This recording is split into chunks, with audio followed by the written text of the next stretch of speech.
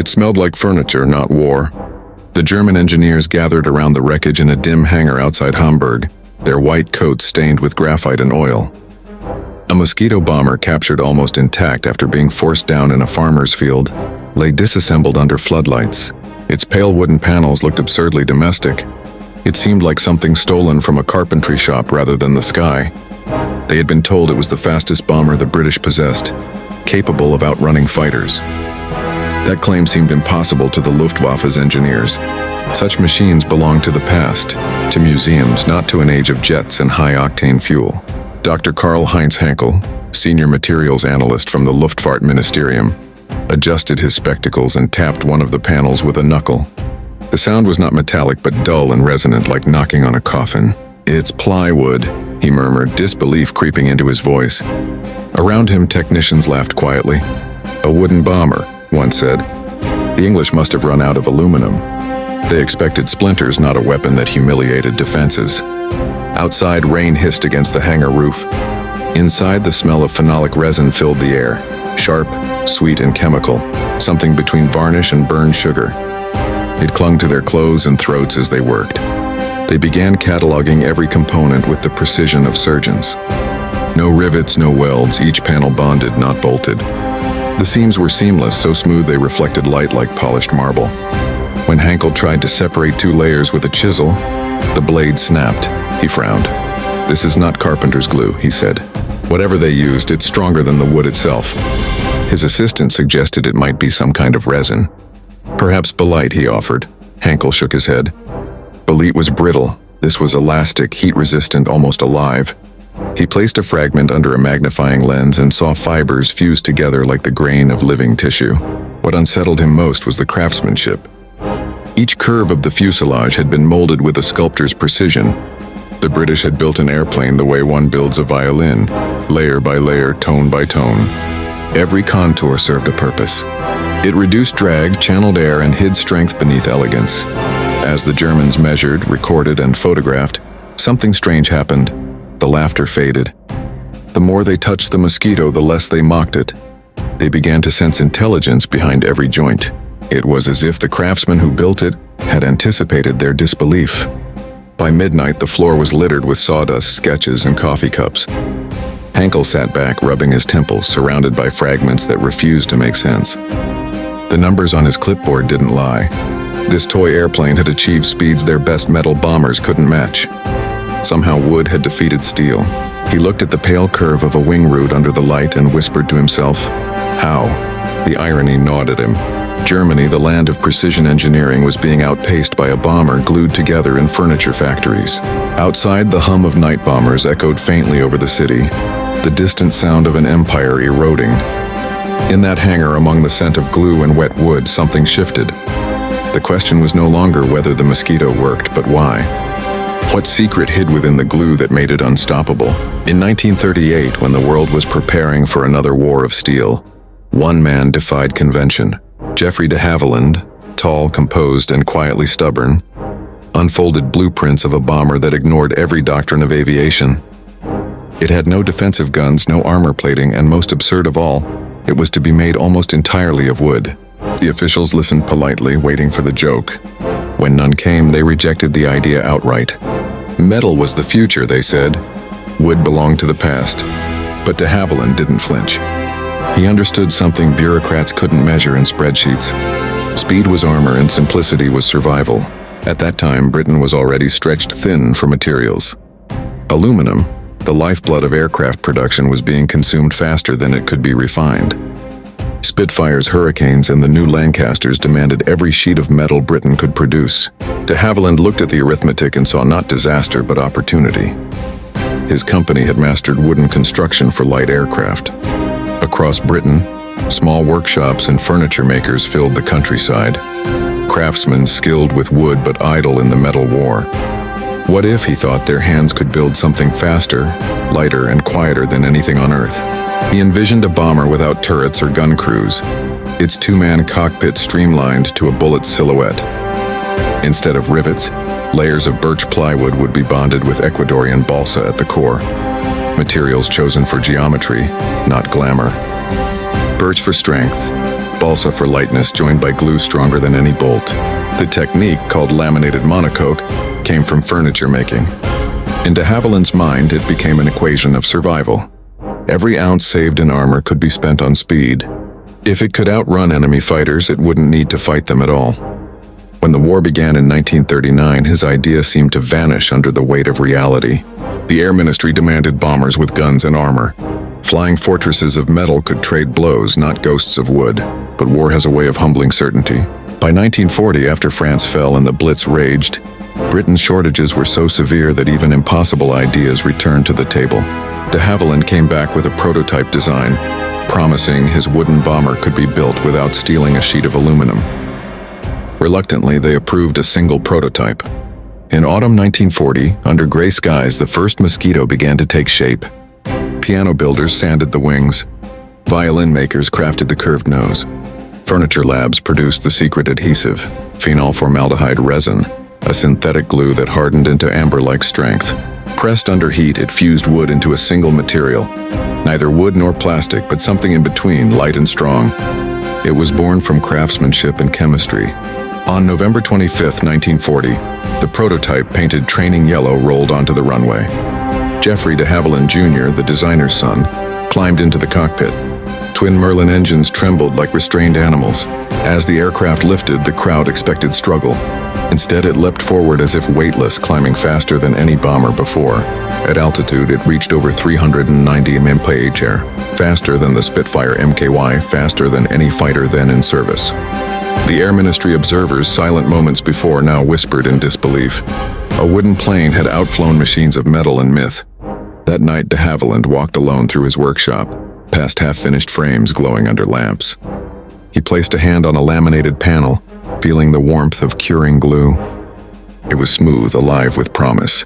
The world would never see war the same way again. A bomber built from furniture wood had proven imagination could outrun fear. When the Mosquito entered combat, it carried no guns, no gunners, and no illusions. Its survival depended on mathematics. The first squadrons in 1941 stared at it with disbelief. Pilots used to heavy, slow bombers now faced a racer, slim, graceful, unprotected. Only two men flew it, a pilot and a navigator shoulder to shoulder in a cockpit barely big enough for both. No rear gunner, no armor between them and flak bursts. The manual was simple: if intercepted, don't fight, run. Keep the throttle wide open and trust the Merlin engines. The Air Ministry, once skeptical, became obsessed with the Mosquito's speed. Tests at Boscombe Down clocked it near 400 mph, faster than any operational fighter in the Luftwaffe's arsenal. But numbers on paper and survival in enemy airspace were not the same. The Mosquito had to prove that speed could replace armor. Its baptism came on September 20, 1941. Mosquitoes from No. 105 Squadron took off for a daylight bombing raid over Oslo. Their target, the Gestapo headquarters. They were to strike and vanish before German fighters could react. Flying 50 feet above the sea, they sliced through mist and spray. Radar stations saw them too late. By the time alarms reached command, the bombers were already homeward bound. Fighters scrambled but never closed the gap. Witnesses on the ground described a ghostly roar followed by silence, as if the planes had vanished into thin air. Every aircraft returned unscathed. The next test was bolder still. In January 1943, a Mosquito reconnaissance flight reached Berlin in daylight. Sirens wailed for the first time in months, not for an armada, but for two unarmed bombers faster than pursuit. Luftwaffe radar operators watched the blips accelerate beyond pursuit. When the bombs hit Berlin, Goering himself was in conference. Furious, he shouted that the attack was a personal insult. He ordered interceptors to chase the intruders at all costs. None succeeded. By early 1943, Mosquito crews had learned the aircraft's rhythm. At 2,500 feet, it danced above flak like a leaf in wind. The laminated wood absorbed shocks that cracked metal skins. Even direct hits rarely caused fires or explosions. Without aluminum, there were fewer sparks, less ignition. Pilots said it felt alive, flexible, forgiving, responsive.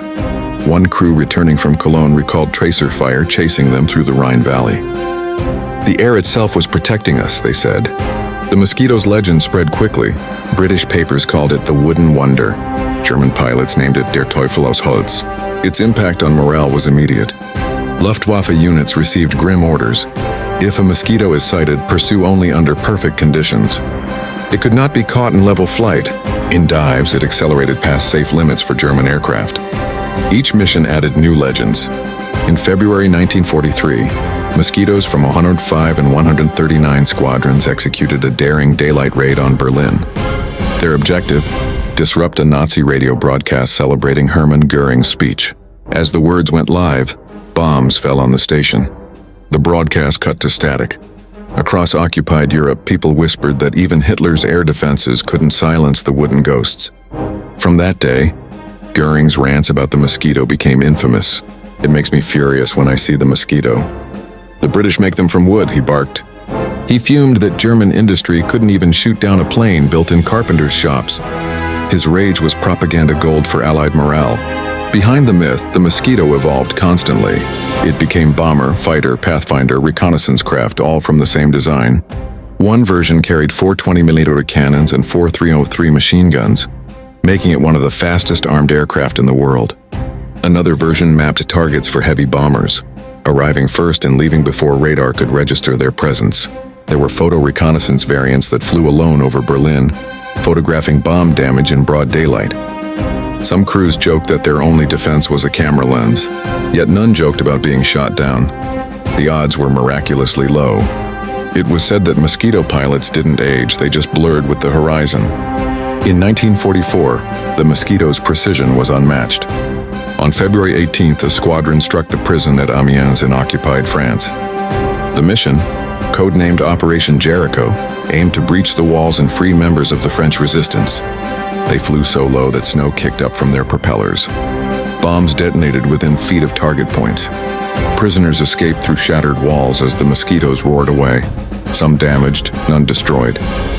The operation became legend, not only for accuracy but for courage, the perfect fusion of man, wood, and machine.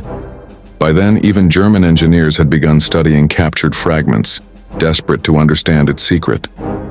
In the hangar at Hamburg, Hankel's team worked through nights, their calculations yielding the same result again and again. The mosquito's strength lay not in exotic materials but in harmony, each layer balanced perfectly against the next. Glue and grain acted as one continuous muscle. No single component was revolutionary, yet together they transcended limitation. Henkel, once dismissive, now felt admiration bordering on envy. "It is not a machine," he told his assistant softly. "It is an idea." Outside, the war thundered on, but inside that hangar, silence fell. The mosquito had revealed something far greater than engineering. It proved that imagination could outfly industry. When materials were scarce, thought itself became the weapon. Every joint told a story of compromise turned into advantage. Where metal planes needed rivets, the mosquito needed belief. Each craftsman who glued a panel or sanded a curve had unknowingly joined a rebellion against inevitability. When the war ended, many of those carpenters returned to making tables and cabinets, never realizing they had helped change the course of aviation. De Havilland's wooden bomber had outlasted the war it was built for, becoming a symbol of what could be achieved when convention was defied. In post-war tests, even jet engineers admitted its aerodynamics were close to perfection. The mosquito had nothing to hide and nothing wasted. Its surface, once mocked as furniture polish, proved smoother than machined aluminum. Pilots who flew both metal and wood said the mosquito felt alive, as if it breathed with them, anticipating every movement. And perhaps in some quiet way it did.